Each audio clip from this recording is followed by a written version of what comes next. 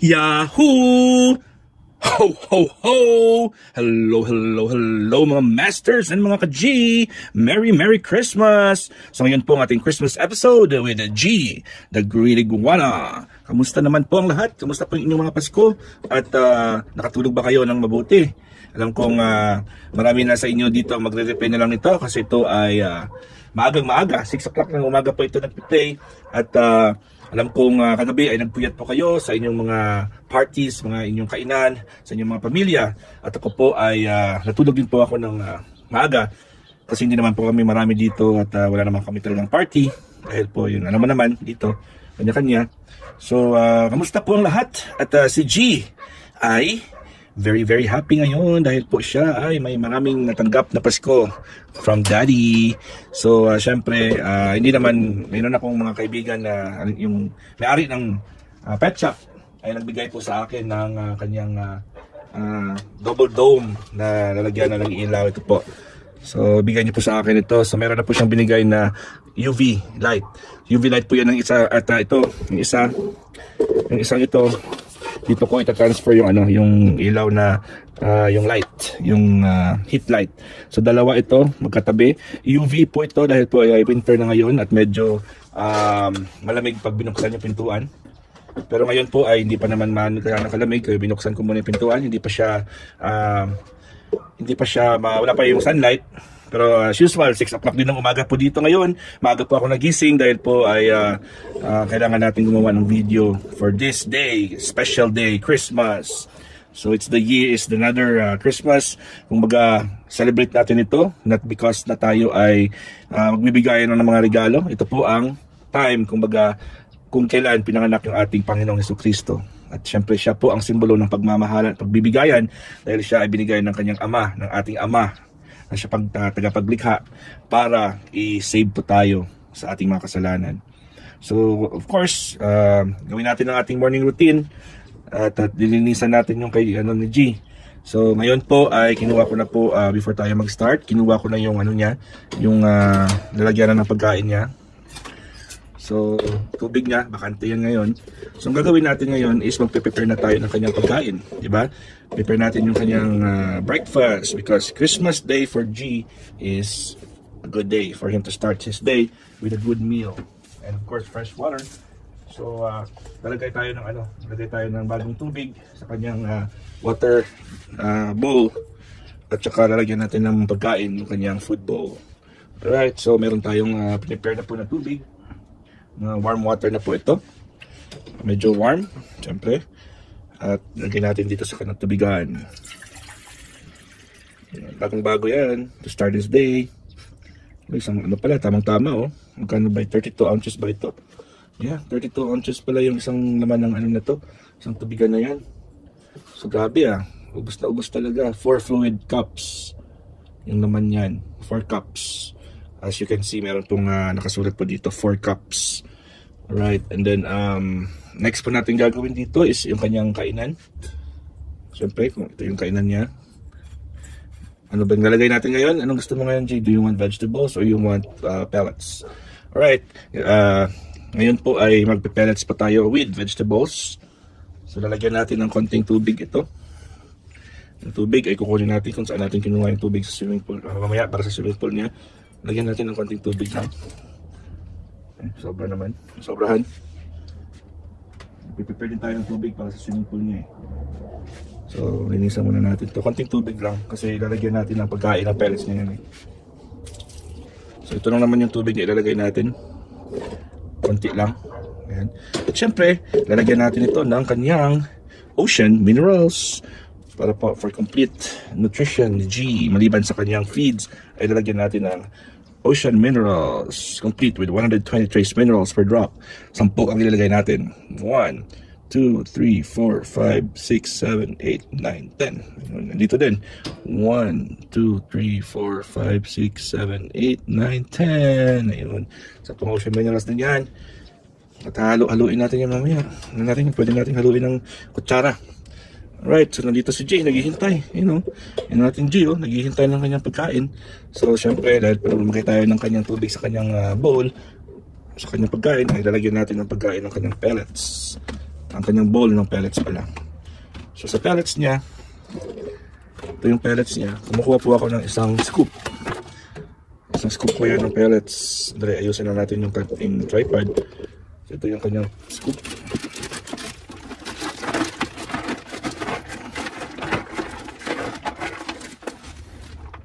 So itong scoop niya, isang scoop, nalagay natin dyan. At syempre basa po yan, kailangan mabasa po yan, masoak po siya yung ating feeds kasi dry pellets po ito at walang ngipin po yung iguana.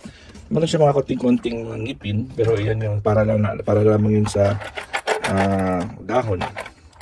So kung hindi natin kasi ating kulang yung tubig, tinapon ko pa yung tubig kanina. At nilagay ko pala sa tubigan niya. So magbobomba tayo ng ating pump. Unahin natin yung pump ng para malagyan natin ng tubig. Ang bomba niya 1, 2, 3, 4, 5, 6, 7, 8, 9, 10, 11, 12 hanggang sa hindi mo na kaya. Ayun. Siyempre connected po yan dito. At magsispray na po tayo sa kanyang pagkain. Konti lang naman ilalagay natin sa kanyang pagkain. Para mabasa-basa lang yung basain lang natin yung mga feeds. Ayan. At mamaya po ay babasain din natin yung kanyang turf o yung kanyang artificial grass. Alright, so I think okay na rin po ito. Dami-dami na rin yan. At talagyan natin ito yung corner sticker, so dito natin ilalagay yan sa gilid. So lahat ng feeds ay dyan muna sa gilid. Lahat ng feeds ay nasa gilid yan. At syempre, lalagyan din natin yan ng kanyang spring mix. Spring mix po ni G. Dahil po ay dadamihan din natin yung kanyang feeds. Yung kanyang spring mix po ay konti lang ilalagay natin. Dito lang yan sa harapan. Yun. Para medyo mas marami yung kukunin yung feeds kaysa sa vegetables. Kasi kahapon po, vegetables po si G kahapon. Exclusive vegetables lang po siya. So ito ngayon, as you can see, yung malapit sa sticker, inagay natin yan sa corner para, kasi pag kumakain siya, pinapasok niya yung paa niya dito. Kaya kung minsan pag ito, maano talaga, madudugmok yan. Kasi basa na eh. Ayun, yun ang itsura niya. No? Yan. Saka yung tubig niya na medyo warm. Alright, so ito na po yung G natin. Tingnan natin kung ma-appreciate niyo yung kanyang pagkain. Pray na, G. You have to pray now because you're gonna eat your food. You have to be blessed and thankful for what you have. Okay? Salamat ka na kay Lord at meron kang pagkain ngayong araw na ito. Morning. Good. Yan yung pagkain mo. Sakit na kanyang dito. Yun. So, kakain na po yung G natin. Yung G, it's time to eat now. It's your food, Go eat. And habang po tayo magpapakain kay G, tayo magsispray ng kanyang no, ayan. Dito naman siya. Akala niya kasi galit si G, galit. Ba't ka ganyan, G? Today's Christmas. You have to be happy, G. You have to be happy. Ayan na siguro kumain pa eh. Okay. So, ayaw niya pang kumain. Nagulat siguro ba ito? Inano ko siya eh. Kinagla ko siya bigla. Hindi pa siya good morning pa siya. Pag medyo notice si G, ginagano natin yan ang buntot niya. Ayan malalaman niyang pinapalo natin siya ng konti, disiplina ng konti.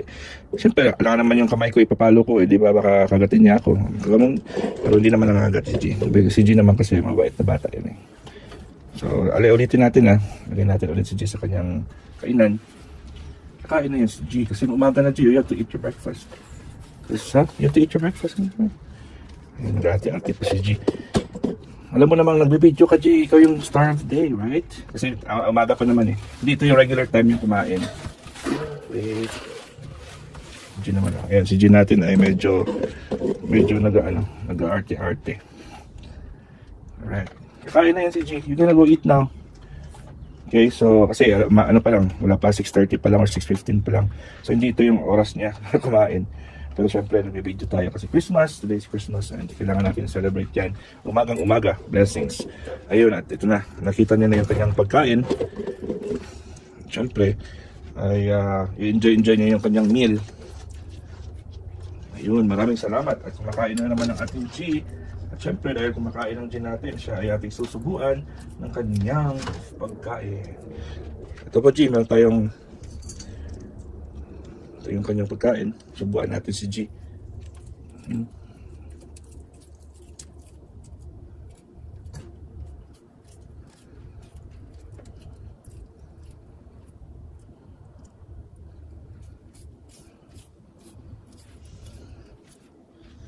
Good job sa ating G.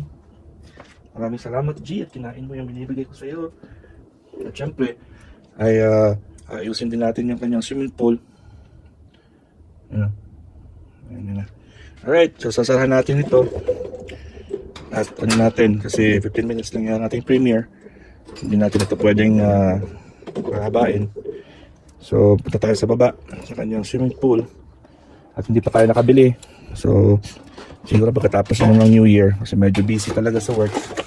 So ito na yung kanyang pool. Ito yung kanyang pool, medyo medyo may kalawang. So parang hindi ko talaga gusto na lagyan ng tubig ngayon.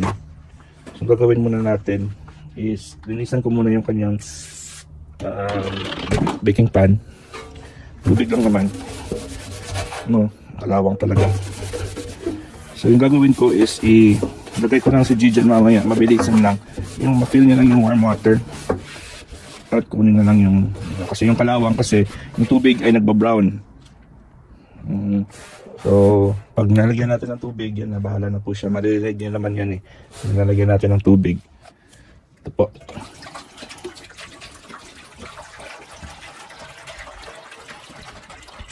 Warm water po yan. At kung makikita nyo, sana kung makita nyo visible yung steam na nandoon. May steam kasi yan may steam yan. Parang may usok-usok na konti na ano sa tubig kasi medyo warm in water. Malamig pa yung sa labas. Malamig pa sa labas. Ayun. So ito na muna. At huwag ko nang papatagalin pa. Tingnan natin kung malalagay ko muna si G sa kanyang swimming pool. Medyo fast forward ko lang ng konti yung ating video para naman po ay pumasok sa 15 minutes. So sayang kasi pag kinat ko kasi ilalagay pa natin si G sa tubig. Tingnan natin kung gusto niya yung tubig niya. Kunin ko si G, ilalagay natin dyan sa kanyang swimming pool. Tulak lang natin si G papuntang swimming pool niya. Tulak lang natin siya para bumaba po siya. Ayaw niya. Yan. Nakita niya yung pool niya, may tubig. Pupuntahan niya yan Ayaw niya. Okay. Mood na naman kasi ito Hindi mo naman pwedeng pilitin yung ating G.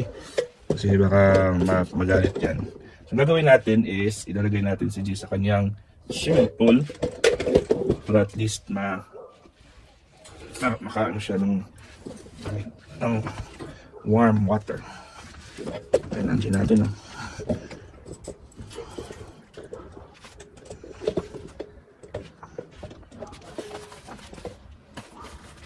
So I hope na mag-stay dyan sa water, na warm water. Kahit na kahit na ilang minuto lang. Kasi pag tumagal yung tubig dyan, ay magiging may kalawang na. Susubukan natin kung ilang minuto lang po si G natin dyan. Hopefully po ay siya ay mag-stay na for a little while. Na hindi pa naging brown yung tubig. Alright, so enjoy lang muna G. Just enjoy, okay? Enjoy your day, and Daddy will give you a bath if you will allow me to. I can give you a short bath. Enjoy mo muna yung iyong bath. Kasi today is Christmas for Daddy and G. Okay. Natin na si G. Natin ang katawan na G natin. Do you think it's time to take a shower today? Natin na si G natin. Makilaki na ng G natin. G is a big boy. So the big boy is handsome. Ayun. Ligo-liguan lang natin si G natin. Para ma-feel naman yung warm. Kasi malamig talaga sa labas. Ayun. So nagpaligo na po yung G natin. Habang po ay nasa taas po si G, ay isprayan natin ng tubig yung kanyang turf. Ayun. Isprayan natin ng tubig yung kanyang turf para ito maging moist. Binabasa ko talaga yan. Nandito rin sa baba. Malamig na tubig to, so ayaw ni Gian ngayon kasi mainit yung tubig niya, yung swimming pool niya. Alright, so anyways, Merry Christmas po sa inyong lahat. Hindi na po tayo tatagal kasi lampas na po tayo ng 15 minutes sa ating premiere. So, again, Merry Christmas po sa inyong lahat. At maraming salamat po talaga sa inyong love and support sa panood nyo at pag-tambay at pag-replay at pag-share ng ating videos. All about G, the daily vlogs. And of course, this is your Master Worm and G. God is great. Yahoo!